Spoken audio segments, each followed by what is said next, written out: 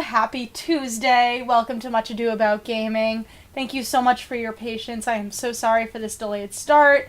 I had some technical issues, and then I had a coughing fit, and if you don't know, I had a really bad cold last week, which is why we had to cancel this show, this unboxing that we're doing today. Last week, I could not get through 3 words without coughing. It was awful.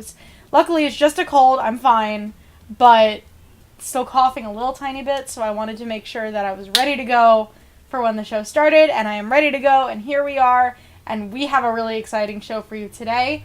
Welcome to Much Ado About Gaming. My name is Jessa Blackthorne. I hope you are having a wonderful week. Today on Much Ado About Gaming, we are unboxing the WizKids Creme de la Creme. I am so excited for this. We are unboxing Clash of Cultures Monumental Edition. This is, of course, the highly anticipated game. Y'all have been waiting for this for the longest time. This is a classic game that we redid into a new edition. It's got some amazing components, some tweaks to the rules to make it even better. We included all of the expansions, and we are so excited to bring it to you, and I am so excited to unbox it for you on the show today. Clash of Cultures Monumental Edition, of course, comes out October 13th. That is next week. That is 1 week from tomorrow. It's coming out in a week, guys. I am so excited. Now, I have played this. If you follow the WizKids Twitter account, you'll know that about a week or two ago, we actually played it, and we live tweeted as we were playing it. And I was one of the players. I was the one taking all the photos and doing all the tweeting, but I was also playing, and I had such a great time playing this game. And last show, so 2 weeks ago on Tuesday, I actually interviewed Christian Markison, who's the designer behind Clash of Cultures Monumental Edition. And that was a really interesting interview. He talked about his process designing the game, and it was super fascinating. So if you want to check that out, definitely head on over to the WizKids YouTube channel if you're not already watching there. And check out that interview, because I learned a lot of really interesting things about kind of the background behind this game. It was really cool, so check that out. But I know what you're all waiting for. You're waiting for this unboxing to begin. And real quick, before I start the unboxing, just a couple quick disclaimers. This is a live streaming show. If you have a question, type question in all caps in the chat.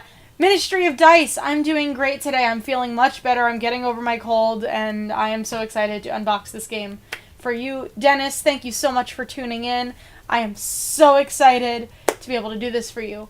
But if you have a question, type all caps question, and then type your question. That way I can see it when you type it, and I will try to answer as many questions as I can. I may not be able to answer all questions, but I will do my best to answer your questions. Another thing, this is a show about board games. I talk about board games on this show. I'm not really able to answer any questions about our other product lines, RPG, HeroClix, Dice Masters. I'm really sorry. The best place to get information about those product lines is going to be on the WizKids social media accounts. So WizKids on Facebook, WizKids Games on Twitter, WizKids Games on Instagram. That's going to be the best place where you can find information about those, anything new that we post. You can also head to WizKids.com or HeroClix.com, DiceMasters.com, where we will sometimes make blog posts, and that will update you on things like the current meta behind the games, anything like that. Those are the best places to find out that information. But without further ado, let's get this unboxing going.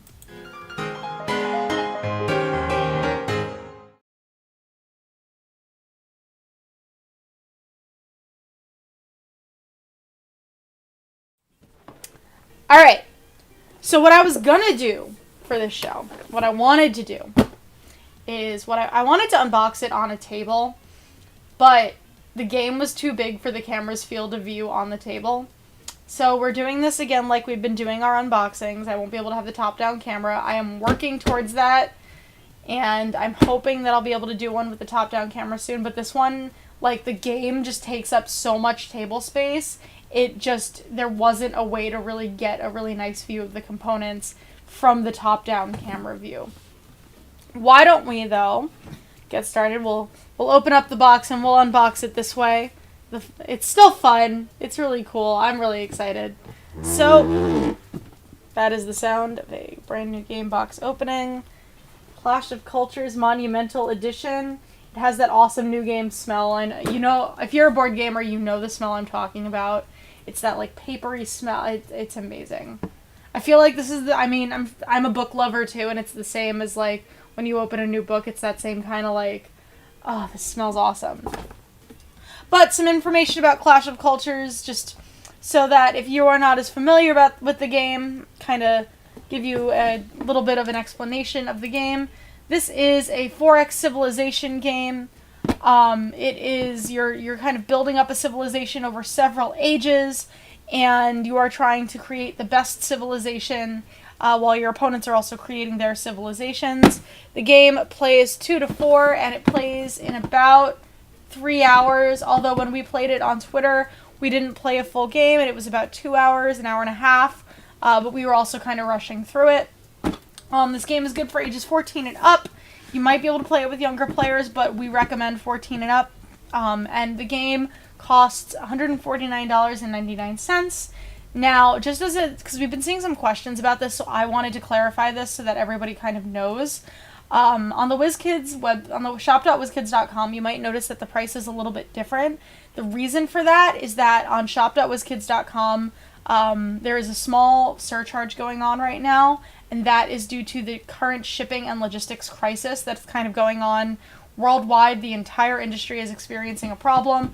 It's a temporary surcharge, but that's where you'll see the difference in price. But the MSRP for Clash of Cultures is $149.99 and worth every penny. There are so many components in this. So strap in. This is going to be a long one. I hope you're ready. I'm ready. I'm very excited. All right, let me just move stuff out of the way so I have a place to put the components as I'm done with them. So first up, of course, we have the rule book. Now, the rule book is 36 pages. It is a long rule book, and despite that, as someone who doesn't... So I like more like social games. I like party games. I like social deduction games. So the games I like tend to not have these kind of monstrously large rule books, but I didn't have a very hard time picking up the rules. It was very easy to pick up. It was very easy to understand everything. You know, I would check the rule book every now and then, but some games I'm always like, you know, I'm in the rule book the whole time. Clash of Cultures, I did not have that experience. It was very easy to learn, and so if you're someone who, you know, you're not sure if you want to play something at this scale, if you're kind of hesitant because you don't normally play games at this scale, Clash of Cultures is super easy to learn. It's not like I didn't ever have questions about the rules as I was playing, but I didn't find myself constantly needing to have my head in the rule book, which like I said, I've experienced with other big games like this. So that's definitely something to keep in mind. I really enjoyed it. I'm excited to actually be able to play a full game of Clash of Cultures because I already had so much fun playing it, you know, on kind of a shorter level. So next up, so I always look at the list of components in the rulebook. There's a PDF of the rulebook, both on WizKids.com and on Board Game Geek, so if you want to take a look at the rulebook before you get the game, or if you bought the game and are just excited and want to look at the rulebook, or follow along with me as I unbox this, you can go to those places. I always look at this list when I am unboxing the game for the show. Any game I unbox, I do that, so that I can call everything the right name. So this is called the round track. It tracks the different rounds. So like I said, the game is played over a number of different ages. So that's 6 ages for Clash of Cultures Monumental Edition. And each each age has 3 rounds. So that's, each player gets kind of 3 turns in each age. And then there's a phase called the status phase in between each age where you do a couple different things.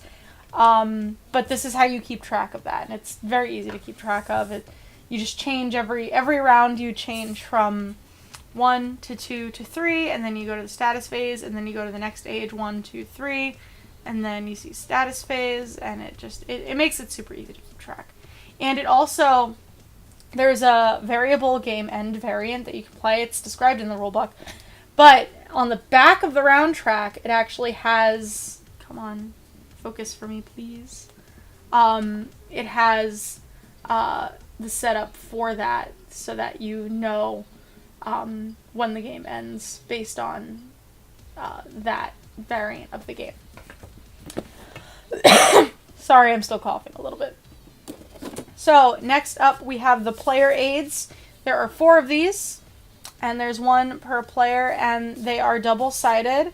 So the difference between the 2 sides is whether or not you are using one of the expansions. I believe it's called, I don't remember the name of the expansion. I'm terrible with the names of things, guys. I've told you this. So they're double-sided, and if you're using the expansion components, you would use the back side of the player aid, the red side, which has all of the information about the expansion components that you're using. The Civilizations expansion, that is what it's called. I wasn't sure, so I didn't want to say it and be wrong. The Civilizations expansion. So, and that has things like the cavalry, the elephant. It has a market for bartering and different things, so that just adds more. But the player aid is very easy to follow. It has the actions you can take in your turn on one side, and then it tells you what happens in the status phase, and that's between each age is when the status phase happens. And then this tells you the costs of the units and city pieces that you can purchase on your turn in the game. And if you're like me and you constantly forget what things cost or how things what combination you need or what things do, this is super great, super helpful. Just don't be like me and forget it's there, which I did several times. But when you do remember it's there, it is extremely helpful. So that is the player aid. It's nice, it's cardboard, it's thick, so it's very, very good. And it has all of the information you could possibly need about the actions you take and what the different pieces do. 4 of these, 4 players. They're all double-sided. Next up, going back to our components list, we have the player boards. So each player gets 1 of these. This is the copy we played with, so things that might normally need punching are already punched here. So these, as you can see, they have the nice little cutouts, and this will allow you to do things like buy different upgrades. I don't actually know buy different advances, that's the term. Buy different advances for your civilization, and you have the little slots where you put the cubes when you buy things so you can keep track. The different colors will tell you, buying certain advances will give you what's called mood tokens or possibly culture tokens. They're different. And so the yellow and the blue will tell you which token you get if you buy that advance. So that's really nice. And the advances do lots of different cool things, and they're really well described here on the player board, so you'll kind of know what you're getting. Sometimes you might have to check the rulebook to clarify stuff, but I've found that everything was really easy to understand. And then, of course, you have in the corner, so you can buy up to 3 advances in an age unless you have something that allows you to buy more, or you get 1 for free or something like that. And then at the end of buying 3, it reminds you that you have an event, and an event card is drawn and something happens. In the case of our game, almost every event was the barbarians moving and attacking our cities, and that was fun. And by fun, I mean terrible. But it was fun. Terrible for the player is not always not fun, and in this case, it was still fun, despite not being objectively good for our cities. And then, of course, along the top, this is how you keep track of your kind of different currencies in the game, your resources. So this is how you keep track of the number of food markers, ore markers, wood markers, idea markers, and gold markers you have. And I'll show you those markers in a minute, but I'd wanted to at least show you where you track them on the player board.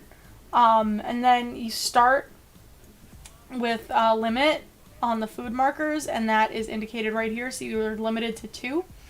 But there's an advance that allows you the storage advance in agriculture. So there's different categories of advances, allows you to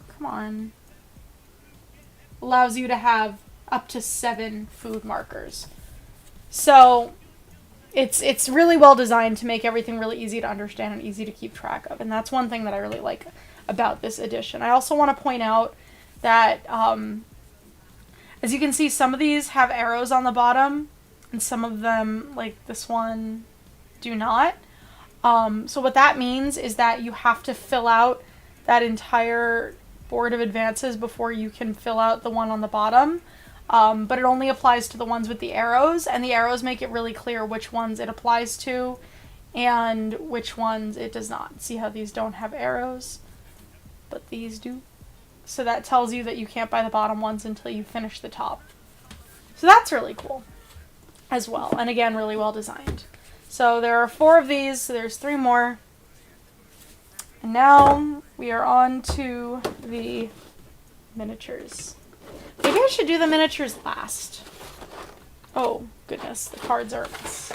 Alright, so why don't we do the cards next, and then we'll do the miniatures are kind of the centerpiece of this, and they're amazing, and they're gorgeous, so I want to show them last. So we're just going to put them off to the side for now, and you can imagine what they look like before we actually unveil them. So give me 1 second here.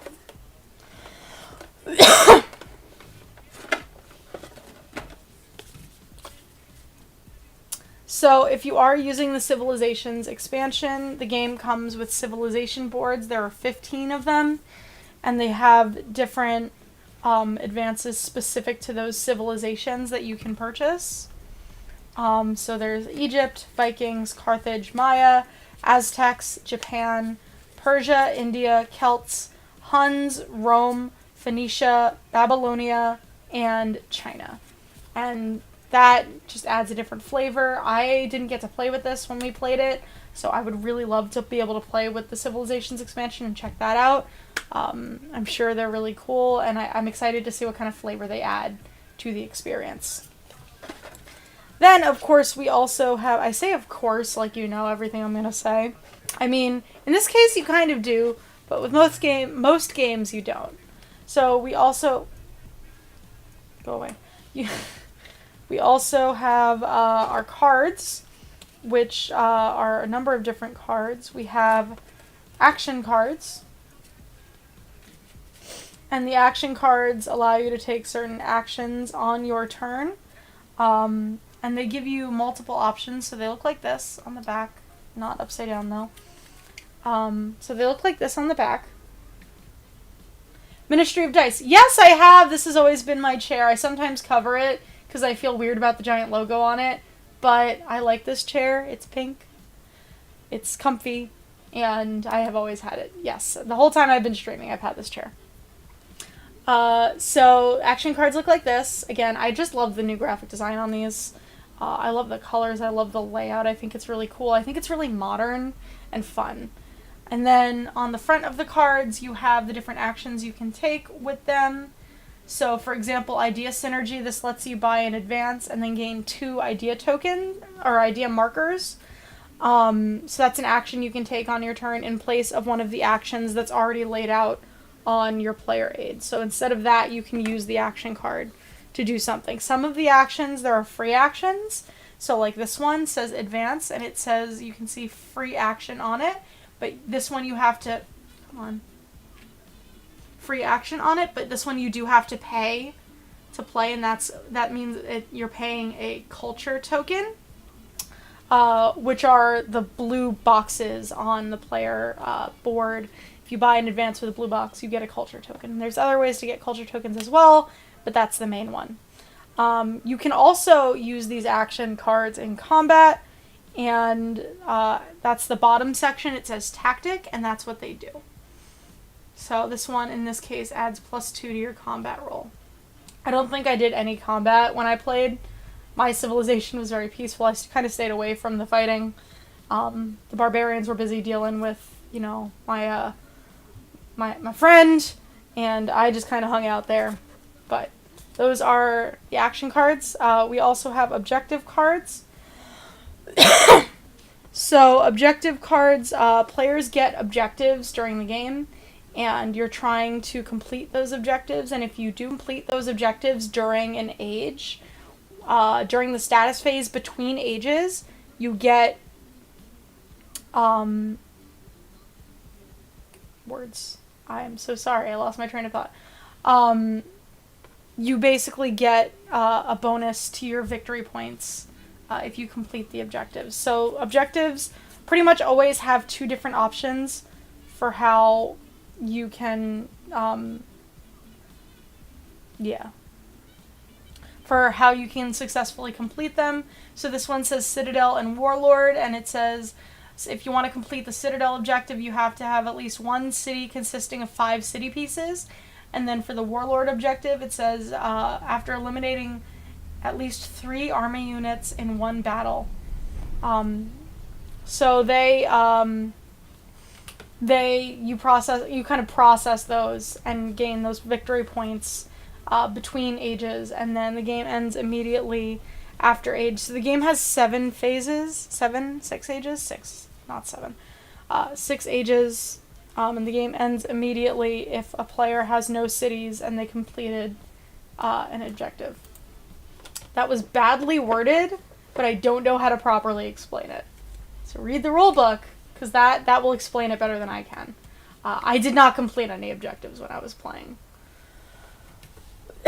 So next up, we have event cards. So you get an event card when, there's the rest of the objectives.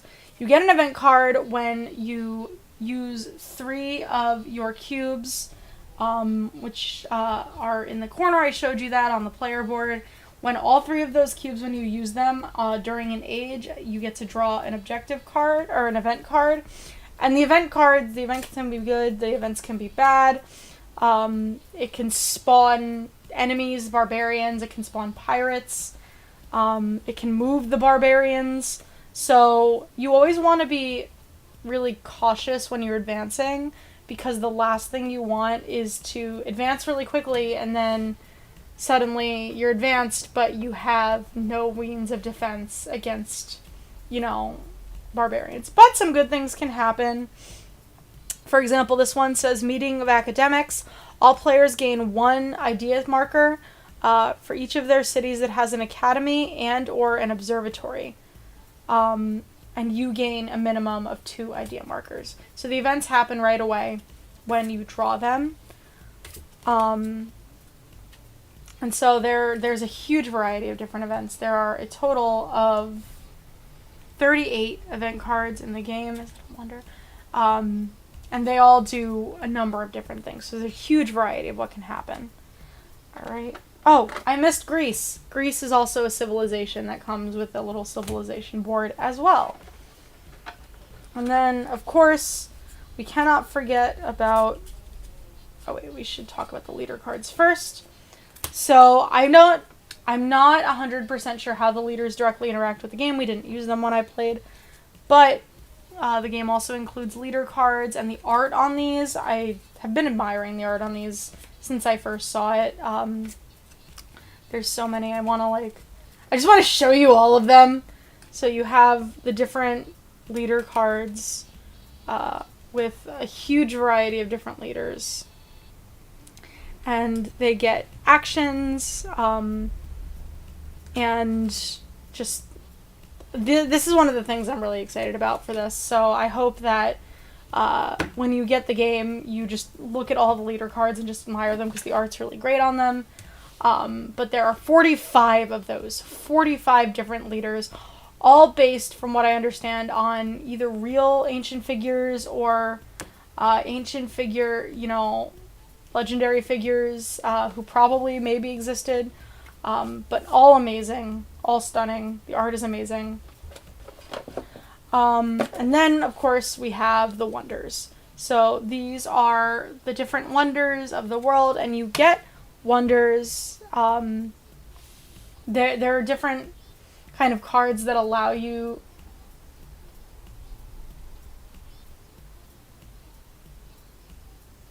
to get different wonders during the game, and usually it's an event card, but there can be other ways that you gain wonders. Sorry about the momentary distraction.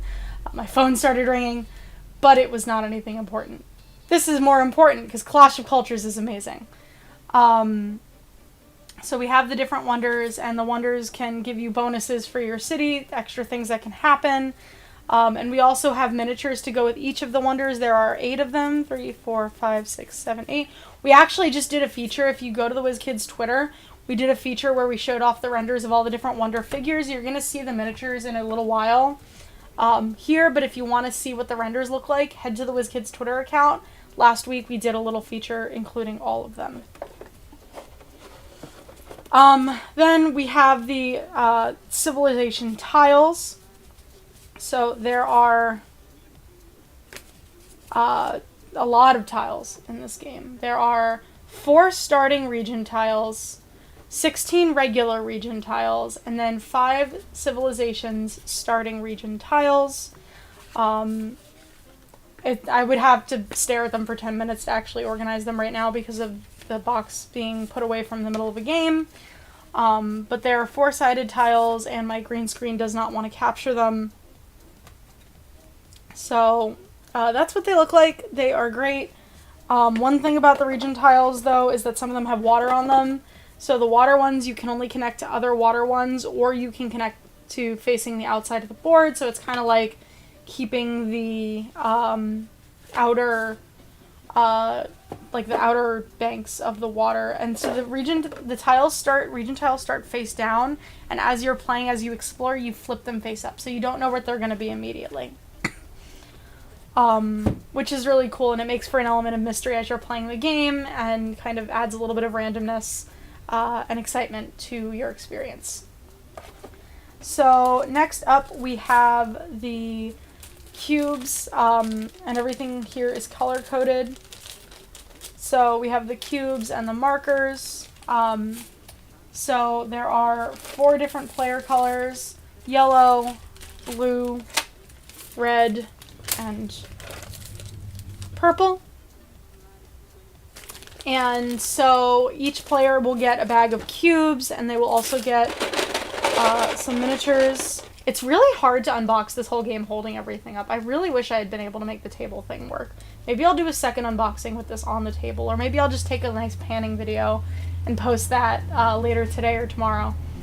And then you get your miniatures, which are part of your kind of starting setup. Each player also gets 1 of each type of resource marker.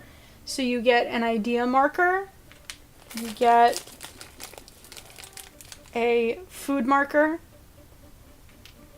you get an ore marker, and you get a gold marker, if I can grab it. Alright, and then you get a gold marker. And what you would do is, I put everything on top of this like a smart person. Alright, so what you would do is, oh, and you get a wood marker, which is still in the bag, and I just saw it as I put the bag down. And that's the wood marker. So what you would do is, when you have this on the table in front of you, you start the things where at 0, or however many you have. So with food, it starts on the 2, and then you just count it as you add or subtract the amount from the thing. You have a max of 7 of anything. You start with a max of 2 for food, but that's how you keep track of your resources in the game. And different actions consume resources. So that's one of the main things that you're doing in this game, is you're managing your resources as you're playing. But before we go into the rest of the little player miniatures, I want to show you the dice. So they are D12s. There are 9 of them that come with the game, and this is kind of how you resolve combat. So you roll the dice, and you roll against your opponent, and depending on the results, that's how you kind of determine who wins or loses combat. Like I said, I didn't play combat when I played. I think I may have had 1 combat round, but I don't even remember how that shook out. But that's just something to bear in mind. And then I talked about mood tokens and culture tokens. So these are culture tokens. The game comes with 50 of them, and you can gain them in different ways, sometimes by action cards, event cards, buying certain advances. And then these are mood tokens. They are double-sided. That little gray shadow that you see is just because of my green screen. It's not because that's how they look. They are yellow on the happy side, and then if the city's angry, they are the red side, which is the angry side. And depending on the face of the mood token that's face up, that can affect certain elements of the way your city behaves in certain situations. We also have, I don't know where it is in here. Here it is, I found it. The round marker, which is what you use this with the round track. And so you place it on top of the round track, and that's how you keep track of what round you're on. I said a cube earlier. I knew it wasn't a cube. I don't know why I said a cube. You have exhausted land markers. So we didn't really get to use these in my game, but this basically means the land can't be you can't get resources from the land. And then you have the first player marker, which is kind of epic. It's got an angry elephant on it, and I kind of love that. That just tells you who the first player is for the round. So you can keep track as you're going around. So I shouldn't use yellow for this. I'll use the red. So each player starts with 5. So each player starts with city pieces as well as units. And there are different ones for different things. So I'm just going to kind of explain these as I grab them. So starting with,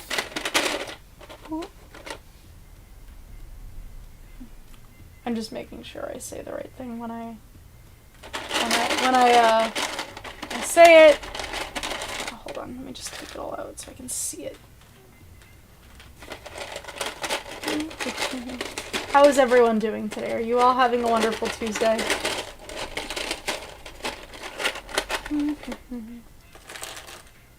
Okay, so each player starts off with 7 settlements, so they're a little hard to see, but they look like this, and this is kind of the beginning of any city in the game. Starts with a settlement, and then you grow it from there. So each player starts off with 7 settlements. Then we have the temples. I'm so worried about getting these wrong when I'm like showing them to you guys. Hang on, where is this is what I need. This is what I need. Cool, okay. So then you have the temples, which look like this. So they have the little dome on top, and each player gets 5 of these. And this is in your pool, so you use these as you build. You can build these on your turn by paying resources. Then we have fortresses, which each player starts with 5 of.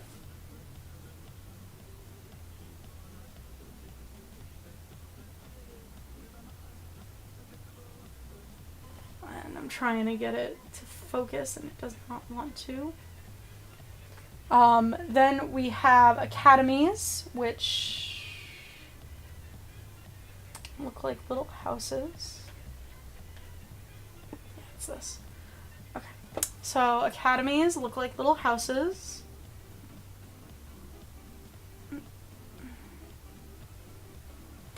Then we have ports, which would allow you to use the water. So you can build on like this edge of the water, and you would use the port to utilize that. I built a port right at the end of my last game, and I didn't get to actually use the port. You start with 5 of these. Then we have the obelisks. Now we're kind of getting into the civilizations expansion pieces. So that is not an obelisk. This is an obelisk. So that's what the obelisks look like, and you start with 5 of these. I think I said that already. I still have a goldfish memory. That has not changed. Then we have the markets, which are sort of like, they look like the settlements, but they're not. The settlements are round, and the markets are kind of a, like, trapezoid kind of shape. They're not quite trapezoids, but that's what they look like. And then we have, of course, the observatories. And we start out with 5 of those. So each player starts out with 5 of each of the different things except for the settlements, which you start out with 7 of. So it's possible to have so many settlements, but not enough of all the different other things to build up everyone the same amount. But that's okay. It just gives you more options for when you're building your cities. So there are a total of 38 settlements that the game comes with, 7 in each of the 4-player colors, and 10 in the gray, which is the barbarian color. So the barbarians can also build settlements. But then the other pieces, so the temples, the fortresses, the academies, the ports, the obelisks, the markets, and the observatories, all are only in the player colors. So the barbarians can only build settlements and not any of the other buildings. So now moving on to the miniatures, which I'm sure you're all very excited about. Let me just put these down so we don't have me spilling everything everywhere, which I'll probably do anyway later. Okay.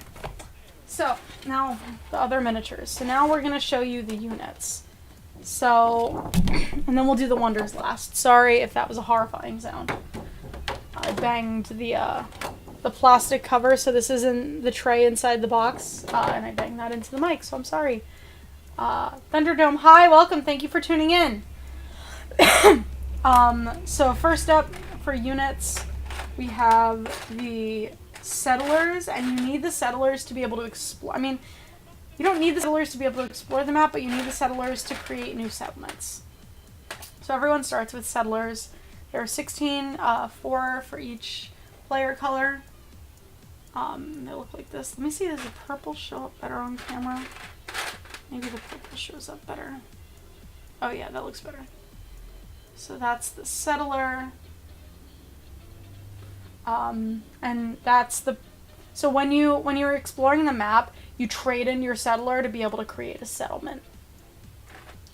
So next is the infantry, and these are kind of your fighters. The barbarians also have an infantry. And the infantry for the barbarians is in the gray, but you have infantry in all 4 player colors. There you go. So each player gets 16, but the barbarians get 20. Then we have the ships, which allow you to traverse the map. And there are 4 in each player color. If I can, find any of them. Apparently I can't. We might have put the ships aside in a different spot. So I'll show you the ships in the black color, which is kind of the neutral color. So that's what they look like. They're really nice. So that's the ships. And then we have the elephants. Of course we need elephants. There are elephants on the cover of the box. I remember reading something from someone who was very upset that there weren't elephants originally. So we brought you some elephants. And the elephants look great, and the sculpting on the elephants is gorgeous. So those are the elephants. And you get 4 in each player color and 4 for the barbarians. And then you have the cavalry, who ride horses, of course. And that's, again, 4 in each player color and 4 for the barbarians. And then finally you have your leaders, and you get 1. Each player gets 1. There's no leader for the barbarian. So those are all the other components, and now we're going to show you the beautiful, stunning, golden, glorious wonders. So there are 8 of these. So there's 7 plus the original 7 plus the new bonus wonder, which I believe is the arena, is the new one. WizKids Twitter knows for sure. But I believe it's the arena. So we're going to do that one last, because we're going to save the best for last. Alright, so let's start with the Great Gardens. I really hope you can see these. Yeah, look at that.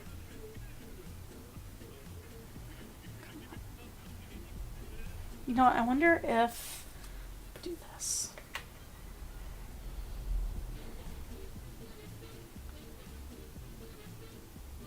There you go, look at that. So that's the Great Gardens. You can really see the sculpt on this is gorgeous. And the gold looks so nice. It looks so fancy and antique. So next we have the Great Statue.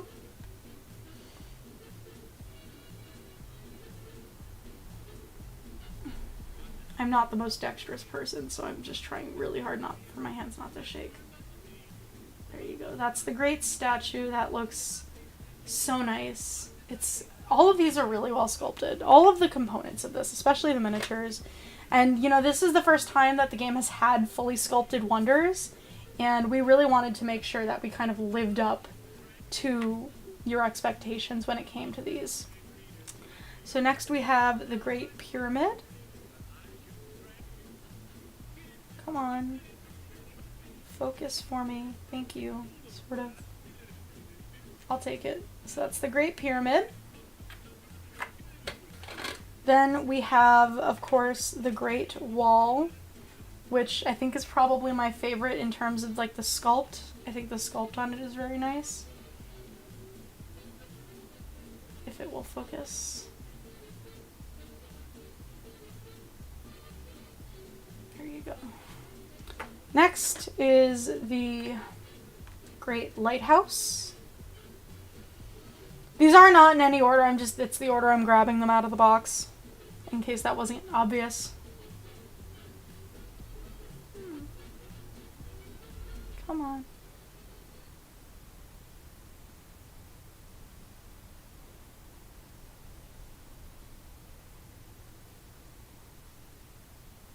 The Great Lighthouse.